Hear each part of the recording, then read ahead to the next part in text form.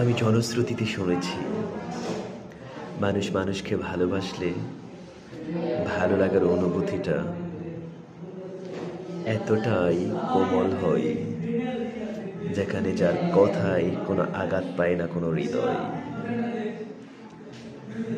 বীভৎস একটা মানুষ ভালোবাসার গল্প শুনে নীরবে নিস্তব্ধে সৌন্দর্যের প্রেমে পড়ে যায়।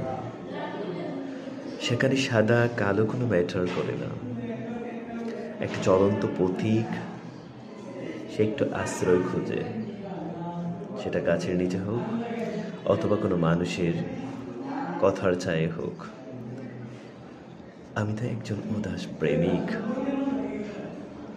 তোমার কথা শুনে, তোমার আচরণে, তোমার সহজ এবং সারল্যে সৌন্দর্য মুক্ত মোর মন। তাই তো ভালোবাসার গল্প লিখা তোমাকে লিখে।